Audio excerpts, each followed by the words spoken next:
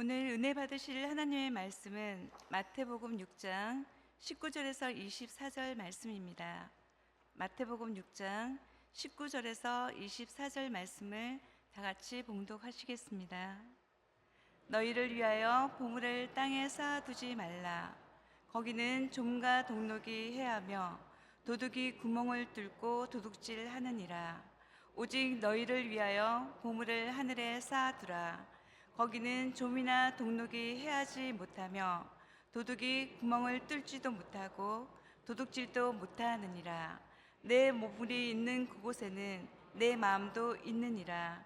눈은 몸의 등불이니 그러므로 내 눈이 성하면 온 몸이 밝을 것이요 눈이 나쁘면 온 몸이 어두울 것이니 그러므로 내게 있는 빛이 어두우면 그 어둠이 얼마나 더하겠느냐. 한 사람이 두 주인을 섬기지 못할 것이니 혹 이를 미워하고 저를 사랑하거나 혹 이를 중히 여기고 저를 경히 여김이라. 너희가 하나님과 재물을 겸하여 섬기지 못하느니라. 아멘. 말씀의 제목을 따라해 주시길 바랍니다. 좀과 동록 그리고 도둑. 좀과 동록 그리고 도둑. 제가 미국에서 북미 총회, 우리 여의도 순복음교회 그리고 저희 교회가 가입되어 있는 총회에 총무를 하고 있을 때에 재정적으로 힘들 때가 있었습니다. 그때 하와이에서 총회를 할 때 이사장 목사님을 만난 적이 있었는데 저녁에 저를 호텔방으로 부르시더니 달러로 꽤 큰 돈을 저에게 주시면서 총회 재정에 부족한 부분을 충당하라고 하셨습니다. 너무나도 기쁘기도 했고 또 한편으로는 걱정이 되기도 했습니다. 왜냐하면 이 돈을 제가 LA로 가지고 가서 주거래 은행에다가 입금을 시켜야 되거든요. 가방에 넣어갈까? 아니면 복대에다가 차고 갈까? 쿨하게 그냥 안주머니에다 넣고 갈까? 혹시 잃어버리면 어떡하지? 좀 나누어서 한쪽은 양말에다 넣고 한쪽은 뒷주머니에다 넣고 여러 군데 좀 나눠가서 가져갈까? 별별 생각을 다 했습니다. 여러분들이 생각할 때 어떤 방법이 제일 안전할 것 같아요? 제가 생각하기에는 안전한 장소는 없습니다. 가장 안전한 것은 여러분 책임으로부터의 자유예요. 빨리 제가 그 돈을 은행에 입금하는 것밖에는 없어요. 그러면 책임을 다하는 것이 되니까요. 돈을 숨겨본 사람들은 다 아실 것입니다. 돈은 어디다 두어도 안전하지 않습니다. 사실 저는 비자금이라고도 할 수 없을 만큼의 작은 액수의 비상금을 가지고 있어요. 그 비상금을 제가 어디에다 숨겨야 가장 안전할 것 같아요, 여러분? 제가 그렇게 생각하다가 양말통에 툭 넣어놨어요. 그런데 어느 날 아내가 양말을 정리하다가 발견하고 말았습니다. 그래서 다른 곳으로 지금은 또 옮겨놨습니다. 아내는 알면서 모르는 척하는 것 같아요. 그게 더 무서워요. 혹시 집에 돈이 떨어지면 쓰자고 할까봐. 여러분, 제가 그 돈을 어디다 숨겨야지 가장 안전할 것 같습니까? 그리 큰 돈도 아니면서 제가 너스레를 한번 떨어봤습니다. 어쨌든 여러분은 돈을 어디에다 두어야 안전하다고 생각하십니까? 어떻게 하면 돈을 안전하게 관리하고 그 돈을 좀 불릴 수가 있겠습니까? 이런 모든 것들은 세상 모든 사람들 그리고 예수 믿는 우리들까지도 가지고 있는 관심이라고 생각을 합니다. 주님께서도 이런 우리들의 마음 관심을 아셨던 것 같아요. 그래서 오늘 마태복음 6장 19절에서 20절 본문에 이렇게 얘기를 합니다. 너희를 위하여 보물을 땅에 쌓아두지 말라. 거기는 좀과 동록이 해하며 도둑이 구멍을 뚫고 도둑질하느니라. 오직 너희를 위하여 보물을 하늘에 쌓아두라. 거기는 좀이나 동록이 해하지 못하며 도둑이 구멍을 뚫지도 못하고 도둑질도 못하느니라. 좀은 여러분 낙엽층이나 인가에 살고 있는 미소 동물입니다. 좀 먹다라는 표현이 있듯이 큰 턱의 관절로 벽지나 천연 섬유로 된 의류들을 막 갉아먹는 게 바로 좀입니다. 그리고 동록은 금속이 겉에 산화가 될 때에 부식으로 인해서 생기는 화학 물질의 막이에요. 유식한 말로 이렇게 제게 얘기한 거고, 좀 우리들이 쓰는 말이면 녹슨다. 이 녹록이 바로 녹을 얘기하는 겁니다. 예수님께서는 이 땅에 재물을 쌓아두면은 좀이 먹든지 녹이 쓸어서 못 쓰게 될 것이니까 재물을 하늘에 쌓아둬라 라고 말씀을 하셨어요. 어떤 목사님 카카오톡 프로필을 보니까 이런 문구가 있더라고요. 녹슬어서 못 쓰는 인생보다는 닳아서 없어지는 인생 되기를 원한다. 이렇게 멋있는 말이 써져 있더라고요. 어쨌든 여러분, 주님께서 하신 이 말씀의 의도를 이해하실 수 있겠습니까? 보물을 하늘에 쌓아두라는 말씀은 구체적으로 어떻게 하라는 말씀이겠습니까? 여러분들은 이 말씀을 어떻게 적용하고 사십니까? 어떻게 하는 것이 우리가 재물을 하늘에 쌓는 것이겠습니까? 이 말씀의 의미를 알 것 같기도 하지만 애매하기도 해서 오해하는 분들이 좀 많으신 것 같습니다. 이 말씀에 대한 가장 큰 오해가 있다면 우리의 재물을 하늘에 투자하라는 그런 의미로 받아들인다는 거예요. 가장 확실하게 이익을 남기는 투자법이나 안전하게 재산을 관리하는 방법으로 예수님께서 이 말씀을 하신 것이 아님에도 불구하고 마치 우리의 재산을 가장 잘 관리하거나 늘릴 수 있는 방법으로 우리는 오해한다는 사실입니다. 지금 헌금을 많이 하고 불우한 이웃을 많이 돕는 이유가 천국에서 더 잘 살기 위한 방법이라면, 그렇다면 분명 천국에서도 빈부의 격차가 생기고 말 텐데요, 여러분. 천국에서 맨션에 사는 사람들이 있을 것이고 그 저택 주변에 다 쓰러져가는 판잣집에서 사는 사람들도 있을 겁니다. 천국에서 좋은 세단 같은 자가용을 타는 사람들도 있을 것이고, 어떤 사람은 버스를 타거나 자전거를 타거나 어떤 사람은 걸어 다니는 사람들도 있을 것입니다. 이런 천국의 차이는 바로 이 땅에서 내가 얼마나 하늘나라를 위해서 헌금을 드렸느냐, 헌신을 했느냐에 따라서 결정된다라고 생각하는 것이요. 정말 그렇습니까, 여러분? 여러분, 헌금에 인색하지 마세요. 그리고 가난한 사람들에게 많은 구제도 하시길 바랍니다. 여러분들의 재물을 천국에 쌓으면 하늘에서 큰 복을 누리게 될 것입니다. 이렇게 설교를 하면은 교회의 재정이 든든해질지는 모르겠습니다. 하지만 이 말은 엄청난 모순이 됩니다. 그렇게 헌금을 여러분들이 많이 해서 교회가 점점 커지고 교회 재정이 늘어나고 교회가 큰 예배당을 짓고 담임 목사는 그 많은 것을 이 땅에서 누리게 된다면, 그렇게 설교한 목사는 결국 성도님들이 천국에 쌓은 헌금으로 이 땅에서 누리게 되는 것이니까 얼마나 모순입니까, 여러분? 어떤 분들은 이 말씀을 헌금이 아닌 구제로 보기도 합니다. 그런데 이 땅에서 남을 도울 수 있는 사람보다는 남을 돕지 못하고 어려운 형편으로 살아가는 사람들이 더 많지 않습니까? 결국 남을 돕지 못하는 사람들은 천국에서 남을 많이 도운 사람들보다 차별을 받고 살게 된다면 얼마나 슬플까요? 이 땅에서도 내가 남들 돕지 못했는데 가난해서, 근데 천국 가서도 내가 쌓은 것이 없어서 누리지 못한다면 얼마나 큰 슬픔이겠습니까? 그리고 여러분, 평생 주님을 모르고 살다가 마지막 죽는 순간에 주님을 알게 되어서 믿고 천국에 간 사람은 한 번도 자신의 삶을 통해서 천국에 쌓을 기회가 없었을 텐데, 그런 사람들은 천국에 들어가서 좋기는 하겠지만 그 천국에서 영원히 가난하게 살게 된다면 그 삶이 여러분 행복하겠습니까? 그래서 저는 이 말씀을 천국을 위한 투자로 볼 수 없었던 거예요. 여러분들이 오해하지 않게 되기를 바랍니다. 저는 지금 헌금을 하지 않아도 된다라는 말씀을 드리는 것이 아닙니다. 가난한 사람들을 도와주지 않아도 된다라는 말씀을 드리는 것도 아닙니다. 변화된 천국의 가치관으로 살아가는 성도는 이 땅에서 영원히 사는 것이 목적이 아니기 때문에 살아가는 동안 나누고 베풀어야 하며, 이러한 삶은 내가 천국에서 부유하기, 누리기 위한 목적이 아니어야 된다라는 걸 말씀드리는 거예요. 만약 그렇다면 지극히 물질적이고 이기적인 생각이 천국과 이어지는 것이고, 결국 이것은 변화된 가치관으로 살아가는 사람이라고 볼 수 없습니다. 세속적인 가치관으로 어떻게 천국까지 같이 이어갈 수 있단 말입니까? 그럴 수는 없어요. 예수님께서 이 말씀의 결론을 재물과 하나님을 겸하여 섬길 수 없다라는 결론으로 맺고 계십니다. 오늘 마태복음 6장 24절 말씀입니다. 한 사람이 두 주인을 섬기지 못할 것이니 혹 이를 미워하고 저를 사랑하거나 혹 이를 중히 여기고 저를 경히 여김이라. 너희가 하나님과 재물을 겸하여 섬기지 못하느니라. 그렇다면 여러분, 보물을 땅에 쌓아두지 말라라는 말씀은 땅에 있는 것을 하늘에 투자하여 천국의 재산을 증식시키라는 말씀이 아니라 땅에 있는 것을 보물로 삼지 말아야 한다라는 말씀이에요. 내게 안정을 줄 수 있는 모든 것들을 보물로 삼는 것은요, 땅에다가 쌓아놓는 거예요.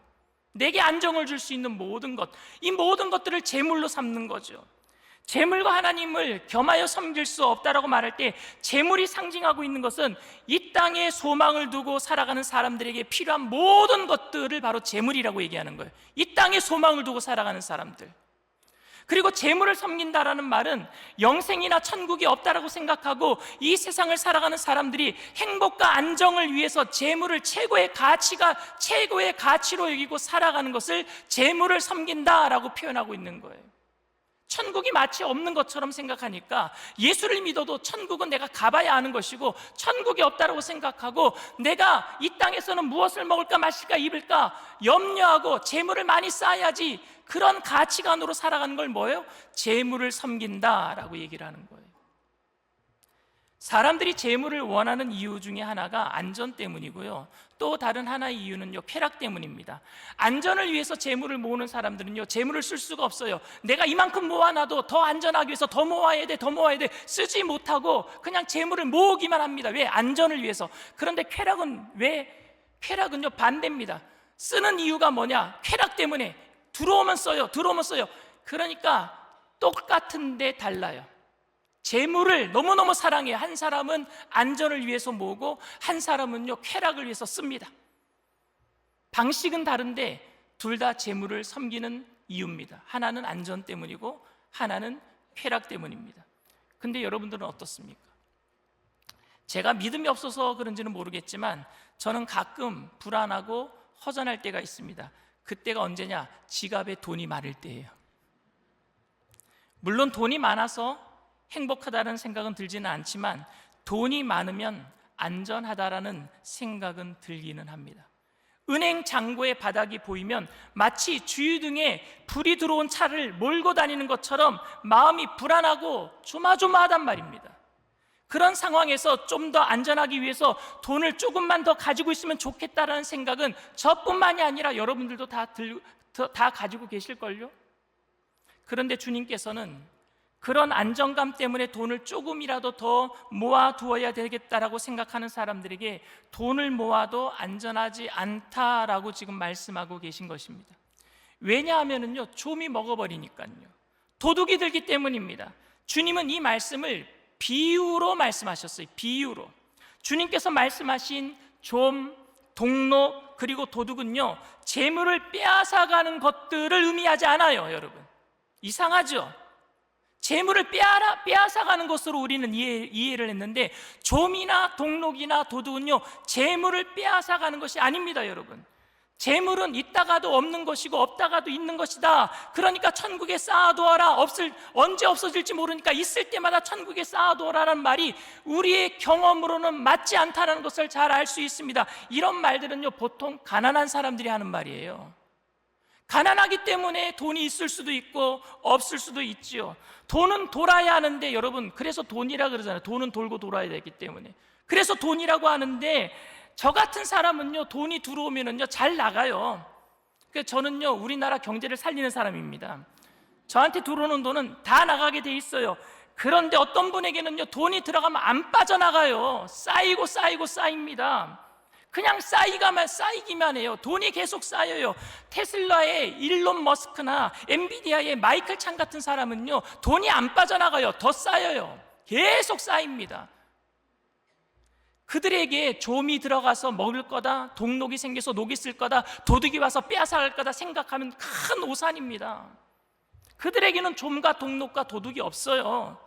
주님의 말씀이 맞지 않습니다. 이 재물을 땅에 쌓아두면 좀과 동록이 먹어버리고 도둑이 가져갈 거다라는 말씀이 맞지 않단 말입니다. 누구에게는 안 맞아요.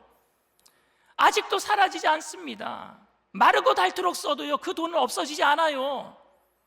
그런데 여러분, 오늘 주님의 말씀하신 의도를 좀 깊이 생각해 보면은 좀과 동록 그리고 도둑이 재물을 조금씩 줄어들게 하는 것이 아니라 우리의 생명을 조금씩 줄어들게 하는 죽음이라는 사실을 알게 될 거예요. 좀과 동록과 도둑은요, 재물을 없애는 것이 아니라 우리의 생명을 갉아먹는단 말입니다. 그러니까 죽음이 올 때에 재산들이 없어지는 게 아니라 내가 없어진단 말입니다. 재산은 그대로 있는데, 재물은 그대로 있는데 내가 없어진단 말입니다. 그러니까 좀과 동록이 있고 도둑이 들 거라는 말의 의미는 결코 안전하지 않다라는 말인데, 보물을 땅에 쌓아두지 말라 하시면서 그 이유가 좀과 동록과 도둑이 있기 때문이라고 말씀하셨다면, 그것은 있다가도 없어지고 없다가도 있는 재물 때문이 아니라 서서히 늙어가고 기력이 쇠하고, 그러고 하루아침에 갑자기 체력이 악화되어서 결국 흙으로 돌아가야 되는 생명의 한계를 가지고 있는 우리 때문에 하신 말씀이에요. 그 생명의 한계 때문에 짧은 인생 앞에서 허무와 절망을 우리는 경험하는 것 아닙니까? 이 땅의 보물의 허망함은 보물이 사라지기 때문이 아니라 우리가 떠나야 되기 때문이에요. 그림을 좋아하는 한 재벌이 정말 비싼 그림을 서재에다가 전시해 놓고 어떤 하룻밤에 그 그림 앞에서 막 울고 있는 거예요. 엉엉 울고 있는 거예요. 울면서 뭐라고 이야기하고 있느냐? 너는 그대로인데 나는 떠나야 되는구나. 너는 그대로인데 나는 떠나야 되는구나. 그림의 값어치는 시간이 가면 갈수록 올라가요. 옛날 그림들은요. 근데 너 값어치는 계속 올라갈 텐데 너는 그대로인데 나는 생명이 점점 없어지는구나. 나는 떠나는구나. 요즘 금을 사는 사람들이 많아요. 금의 가격은요, 떨어지지는 않을 거예요. 금의 가치는요, 점점 오를 겁니다. 그런데 우리가 떠나요. 금을 누가 좀이 먹겠습니까? 동록이 쓸겠습니까? 근데 우리가 떠난단 말입니다. 세상의 재물의 가치는 변하지 않습니다. 그런데 우리의 몸은 날마다 쇠약해지고 결국 떠날 날이 다가오고 있단 말입니다. 그렇게 우리의 몸을 조금씩 갉아먹는 것이 좀과 동록이고, 한순간 건강의 악화로 기력이 쇠하여져서 갑자기 폭삭 늙어지고 힘이 빠지게 만드는 게 도둑입니다. 여러분들이 지금 소중하게 모아놓고 안전을 위해서 지키고 있는 그것들은 모두 그대로 있을 거예요. 여러분들이 귀중하게 생각했던 세상에서 눈에 보이는 모든 것들은 그대로 있을 것입니다. 그런데 우리는 떠나가야 될 날이 다가오고 있단 말입니다. 우리가 이 세상을 떠날 때 가지고 갈 수 있는 것은 아무것도 없어요. 재물을 땅에 쌓아둔다는 말은 마치 이 땅에서 영원히 살 것처럼 살아가는 세상적인 가치관을 말하는 것이고, 재물을 하늘에 쌓아둔다는 말은 하늘에 소망을 두고 잠시 이 땅에 나그네로 살고 있다가 이곳을 떠나 천국으로 갈 것이라고 믿고 살아가는 천국의 가치관을 말하는 것입니다. 주님께서는요, 보물이 있는 곳에 내 마음이 있다 그랬어요. 오늘 마태복음 6장 21절 말씀입니다. 내 보물이 있는 그곳에는 내 마음도 있느니라. 보물은 단순히 여러분 재물을 말하는 것이 아니라고 말씀드렸어요. 나에게 있어서 가장 소중한 게 보물이에요. 보물, 우리에게 있어서 가장 소중한 보물이 뭡니까? 눈에 보이는 재물입니까? 금덩입니까? 다이아몬드입니까? 주님께서는 보물이 있는 곳에 내 마음이 있다 그랬어요. 말씀하신 것이 여러분 돈이 있는 곳에 마음이 있다라고 생각한다면 여러분들 다 마음이 은행에 가 있습니까? 여러분들 돈이 다 은행에 있잖아요. 지갑에 가 있습니까? 지갑에 돈이 있으니까? 여기서 보물은 하나님의 나라 영원한 생명인 줄 믿습니다. 땅에 사는 사람들에게는 보물이 재물이겠지만 영원한 천국을 소망하는 사람들에게는 보물이 하나님의 영원한 다스림, 영원한 생명인 줄 믿습니다. 그러니까 우리의 마음이 어디 있어요?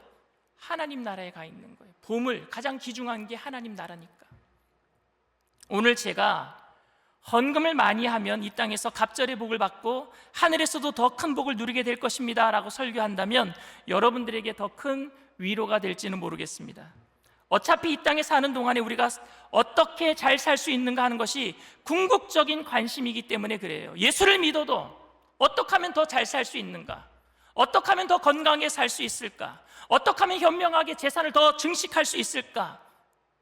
어떻게 하면 내가 성경적인 건강법으로 병이 안 걸리고 살아갈 수 있을까? 그래서 성경에서 말하는 건강한 음식을 먹고 어떻게 하면 장수할 수 있을까? 이런 게 여러분들에게 더 도움이 되고 은혜가 될지 모르겠습니다. 하지만 우리의 마음이 천국에 있다면, 우리의 마음이 천국에 있다면, 그렇다면 하나님 나라를 바라보고 이 땅을 살아가는 동안에 고난이 있다고 할지라도, 부족함이 있다고 할지라도 우리는 낙심하지 않을 수 있고 견뎌낼 수 있다라고 저는 생각합니다. 어떠한 상황 속에서도. 그래서 오늘 말씀이 저와 여러분들에게 가장 큰 힘이 되고 위로가 되는 말씀이라고 저는 생각합니다. 우리의 관심이 이 땅의 재물이 아닌 영생이기에, 우리의 보물이 하늘나라이기 때문에 좀과 동록, 도둑이 온다고 할지라도 우리는 부족함 중에서도, 불편함 중에서도 여유를 가지고 세상을 이기게 될 줄 믿습니다. 그리고 예수님께서는 오늘 본문 말씀에 좀 난해한 비유를 한 가지 들고 계세요. 마태복음 6장 22절 23절 말씀입니다. 눈은 몸의 등불이니 그러므로 내 눈이 성하면 온몸이 밝을 것이요 눈이 나쁘면 온몸이 어두울 것이니 그러므로 내게 있는 빛이 어두우면 그 어둠이 얼마나 더하겠느냐. 이 말씀은 눈이 나쁘면 온몸이 빛 가운데 있더라도 결국 어둠 속을 헤매는 것과 같다라는 거예요. 눈이 어두우면, 여러분, 눈이 어두우면 밝은 빛에 있어도 어두워 보여요. 그러나 눈이 밝으면 어두운 곳에 가더라도 잘 찾아다니지 않습니까? 즉 마음이 분명한 곳에 자리 잡지 못하면 내 삶 전체가 흔들린다라는 거예요. 마음은 눈에, 이게 마음이 눈이니까요. 우리를 움직이는 눈이잖아요. 근데 마음이 흔들리면은요, 내 삶 전체가 흔들려요. 결국 우리의 마음을 어디에 두었는지에 따라 흔들릴 수도 있고 든든해질 수도 있습니다. 이 땅에서 영원히 살 것처럼, 아니 천국이 없는 것처럼 살고 있다면 눈이 어두워졌기 때문에 재물이 많아도 결국 어둠 속을 헤매는 것이고, 영원한 하늘나라의 소망을 두고 사는 사람은 눈이 밝아진 것이기 때문에 어떤 환난과 어려움 속에서도 방황하지 아니하고 이기게 될 줄 믿습니다. 눈이 밝아졌기 때문에.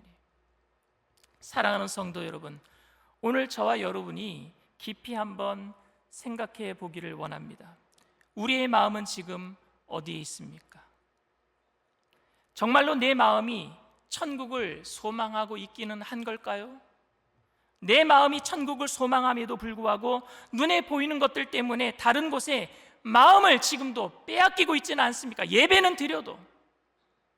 우리가 진정으로 천국으로 소망하며 이 땅을 살아가는 사람이라면 우리 주변에 벌어지고 있는 일들 때문에, 그냥 눈에 보이는 것들 때문에 마음을 뺏기는 것이 아니라, 흔들리는 것이 아니라 천국의 관점으로 해석하면서 믿음으로 살아가야 될 줄 믿습니다.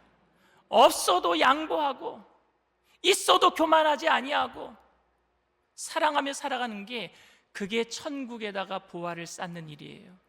천국의 가치관으로 살아가는 것이, 이 땅에서 살아가는 것이 눈에 보이는 대로 평가하고 비판하고 살아가고 원망하고 살아가는 것이 아니라 천국의 가치관으로 살아가는 것 자체가 천국에다가 보화를 쌓는 거란 말입니다. 영생의 관점으로 해석하려는 노력이 우리에게 필요합니다. 천국의 소망을 두고 살아가는 우리들에게 어떠한 상황 속에서도 절망할 이유가 없습니다. 우리의 마음이 바로 천국에 있기 때문에 그래요. 우리의 보화가 천국에 있으니까, 우리의 마음이 천국에 있기 때문에. 오늘 말씀은 어떻게 하면 천국에서 더 잘 살 수 있는가에 대한 말씀이 아니라, 어떻게 하면 천국을 믿는 사람들이 제자로 이 땅에서 어떻게 살아가야 하는가에 대한 말씀이에요. 이 말씀은 천국에서의 재산관리법이나 아니면 재산 사용법에 관한 말씀을 하고 있는 것이 아니라 거듭난 가치관에 대한 이야기입니다. 천국을 품고 살아가는 사람들이 이 땅에서 어떻게 천국에다가 보화를 쌓을 것인가에 대한 가치관이 변화된 사람들. 제가 하고 싶은 말은, 여러분들이 교회에 헌금을 많이 하고 헌신을 많이 하고 구제를 많이 하면 하늘에 쌓은 것이 많기 때문에 하나님께서 이 땅에서도 복을 주시고 천국에서는 더 큰 복으로 채워주실 것이다, 이런 말씀이 아니라, 여러분들이 이 땅에서 그렇게 하나님을 위해서 살아도 겪어야 될 고난이 있다고 한다면 왜 우리가 그런 고난을 당해야 하는가 의문이 생기고 불만과 원망이 생기더라도 결국 우리의 소망이 하늘나라에 있기 때문에 그곳을 바라보면서 이기게 된다라는 말씀입니다. 여러분들 모두 다 이기게 될 줄 믿습니다. 그 모습이 천국에다가 보화를 쌓는 일이에요. 한 가지 예를 들게요. 오늘 은혜 받고 집에 돌아갔는데 나를 화나게 만드는 일이 생길 때에 눈에 보이는 대로 행동하지 마시고 그것을 악을 선으로 갚으세요. 왜? 그게 천국에다가 보화를 쌓는 일이니까요. 가치관이 변화됐기 때문에. 그게 믿는 자의 모습인 줄 믿습니다. 우리의 소망이 하늘에 있음을 날마다 고백하면서 어떤 상황 속에서도 세상의 마음 뺏기지 않으며 우리의 보화를 하루하루 살아가면서 삶으로 천국에다가 쌓는 저와 여러분들 다 되시기를 주님의 이름으로 축원을 드립니다. 이 시간 말씀을 생각하시면서 잠시 묵상으로 기도해 주시기를 바랍니다. 오늘 저희 교회에 처음 나오신 분이 계십니까? 여러분들이 이 땅에 살면서 잊어버린 것들이 많을 거예요. 손해본 것들이 많을 거예요. 그러다 보니까 손해 안 보기 위해서, 남들보다 더 가지기 위해서 무엇인가 악착같이 살았던 그런 일들이 많았을 것입니다.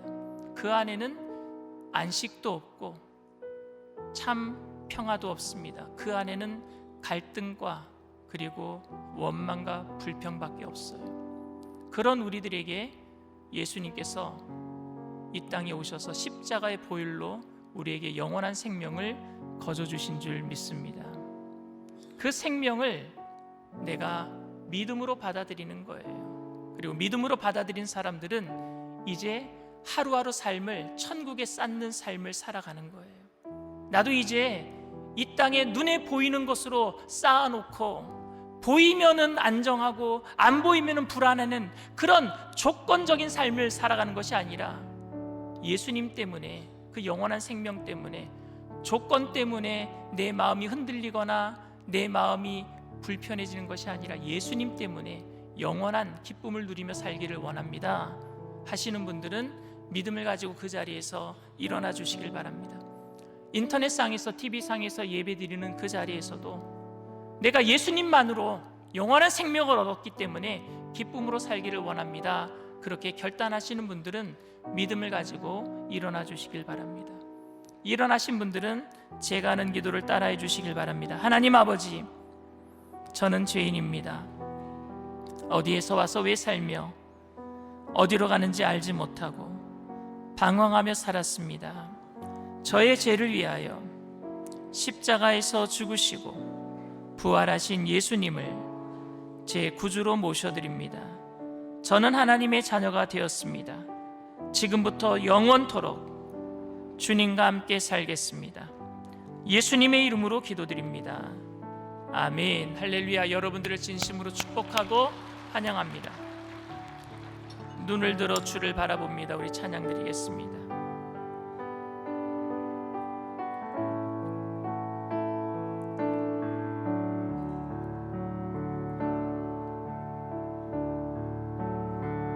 눈을 들어 주를 바라봅니다.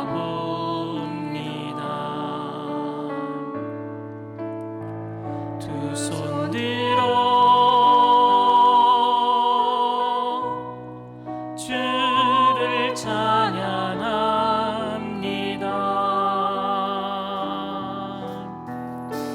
나는 거룩한 제사의 산 제물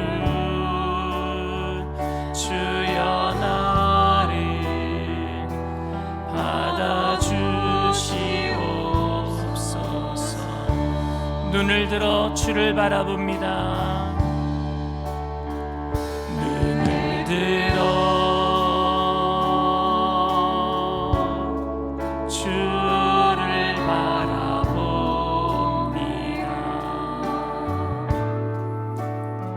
두 손 들어 주를 찬양합니다.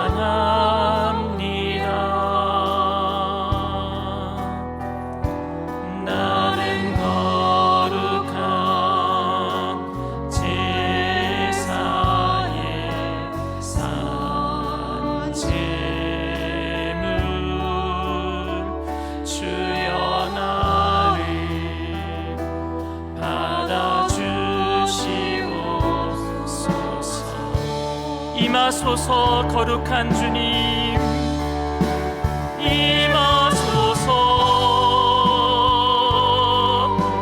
거룩한 주님,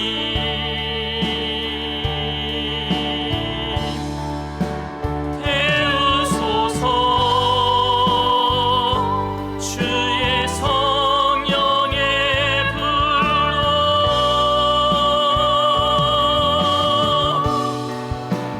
받으소서. 향기로운 제물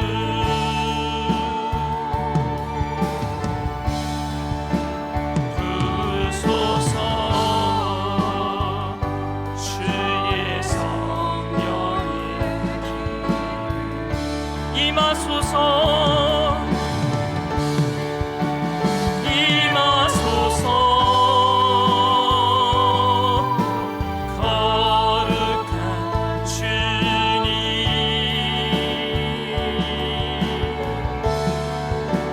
태우소서. 주의 성령의 불로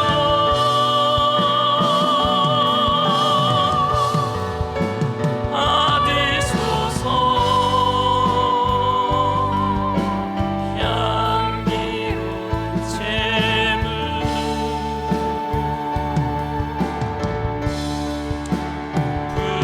부으소서. 주의 성령의. 마태복음 13장은 천국의 비유장이라 그래요. 7가지 천국의 비유가 나오는데 그 중에 한 가지 비유가 밭에 감추인 보화에 대한 비유입니다. 어떤 소장농이 자신의 밭이 아니죠. 소장농이니까 그 밭을 일구는데 그 밭에서 보화가 나왔어요. 옛날에는 그런 일들이 많았다고 합니다. 원래 밭 주인이 전쟁이 많으니까 옛날에 전쟁통에 도망가면서 자기 밭에다가 귀중한 보화를 숨겨놓고 도망갔어요. 근데 전쟁통에 그 주인은 죽고 다른 사람이 그 밭의 주인이 됩니다. 그러니 지금 주인은요, 그 밭에 어떤 보화가 있는지도 몰라요. 그런데 소장농이 밭을 개간하다가 보화를 발견했어요. 그 보화는 지금 주인의 것도 아닙니다. 그런데 소장농이 이 보화를 자기 것 만들 수 있는 한 가지 방법이 있습니다. 그 밭을 사면 되는 거예요. 그래서 이 소장농은요, 자신의 모든 전 재산을 털어서 그 밭을 돈 주고 사고 그 보화를 가지게 된다라는 이야기예요. 천국은 마치 그런 거와 마찬가지다. 우리의 삶에 가장 귀중한 것이 무엇인지 발견하면은요, 내 모든 것을 다 투자해서라도 그것을 사야 되는 거예요. 그게 천국인 줄 믿습니다.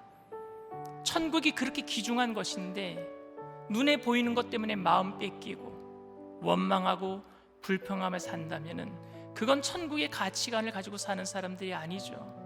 이 땅에 살지만 이 땅에 속하지 않은 사람들이라면, 천국이 내 고향이라고 생각한다면 이 땅에서 여러분 정말로 눈에 보이는 것 때문에 여러분 마음 상하지 마시길 바랍니다. 넉넉히 이기게 될 줄 믿습니다. 천국 때문에 이겨내는 거예요. 그래서 믿는 사람들은 부자가 돼도 교만하지 않아요. 가난해도 기죽지 않습니다. 왜? 천국이 있기 때문에 그래요. 여러분, 천국은요 비교급이 아니라 최상급입니다. 최상급은 다른 것과 비교할 수 없어요. 근데 세상에서는요 비교할 것들이 너무 많아요. 내가 부자라도 나보다 더 큰 부자가 있으면 그 비교 대상에서 나는 기죽어 삽니다. 그러나 최상급을 가진 사람들은 어느 곳에서도 기죽지 않아요. 여러분들은 지금 최상급 천국을 소유한 사람들인 줄 믿습니다. 온유 겸손하게, 그리고 빛을 발할 때에 그게 보화를 천국에 계속 쌓아가는 삶이에요. 성령님, 우리를 도와주세요. 어떠한 삶 속에서 눈에 보이는 것 때문에 마음 뺏기지 않게 하여 주시옵소서. 최상급 천국을 가지고 있는 사람으로서 여유 있게, 그리고 희생하며 손해보며 그냥 하나님의 영광을 이 땅 가운데서 드러내며 살아갈 수 있도록 하나님 최선을 다해서 살아가는 삶이 되게 해달라고 우리 주님 세 번 부르고 통성으로 간절히 기도합니다.